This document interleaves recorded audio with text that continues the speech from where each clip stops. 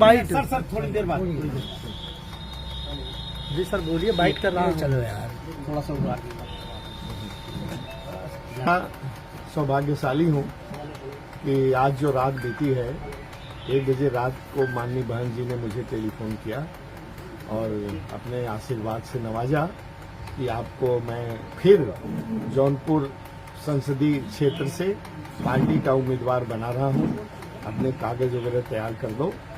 तो मैं आज तो सुबह निकलने वाला था बाहर के लिए, लेकिन इस संयोग की बात है कि उनका टेलीफोन आ गया रात को, तो मेरे सब पेपर्स वगैरह तैयार हैं।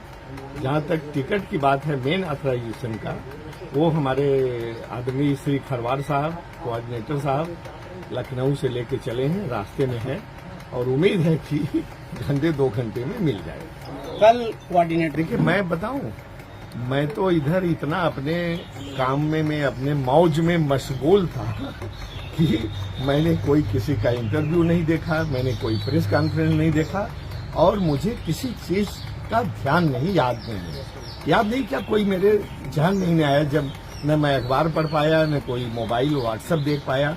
ये तो रात को मैं सो रहा था, जल्दी सो गया था, इसलिए आज सुबह मुझे निकलना था बाहर आउट ऑफ स्टेशन, लेकिन रात को ही 1 बजे टेलीफोन आ गया।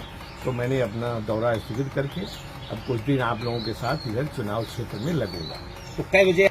मुझे उम्मीद है कि 1 बजे के पहले आ जाना चाहिए। मेरे कागज पत्र तैयार हैं और 1 बजे के आसपास नामांकन करूंगा। श्री कला अब मैं क्या कहूं, जब तक मेरे हाथ में नहीं आता। आप नामांकन कोऑर्डिनेटर थी, मैंने आपको पहले ही बता दिया, अब उससे आप समझ लीजिए। टिकट पाकर कितना खुश है?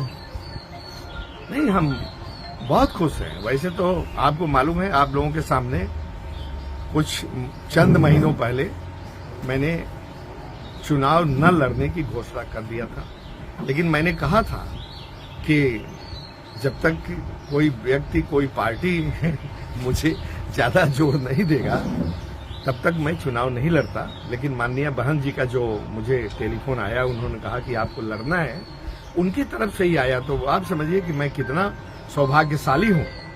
तो मैं तैयार हो गया हूं, एक बार फिर कमर कस करके।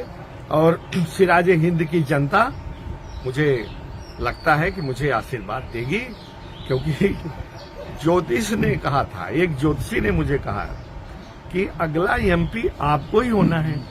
तो मैंने उससे सवाल किया कि यहाँ टिकट तो मिला नहीं, तो कैसे एमपी बनूंगा भाई? उसने कहा कि अब ये तो मैं नहीं जानता, लेकिन ऐसा योग कह रहा है। और कल जब शाम हुई, फिर मैंने टेलीफोन किया कि कल तो 6 तारीख लास्ट डे है नॉमिनेशन की। बोले कि अब क्या होगा मैं नहीं कह सकता, और लेकिन 5 और 6 की रात को मुझे वो टेलीफोन आ गया है, इसलिए मुझे उसकी बातों में बहुत विश्वास हो गया है। जो उसने कहा है, हमने ये भी कहा कि जौनपुर का इतिहास रहा है कि कभी एक आदमी दोबारा नहीं हुआ कंसेक्यूटिव टर्म में।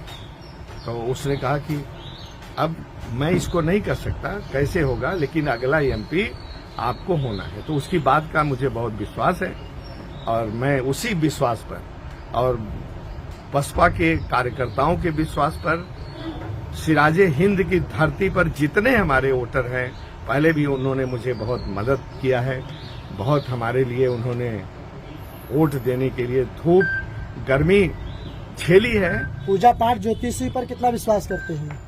देखिए अब तो कुछ हो गया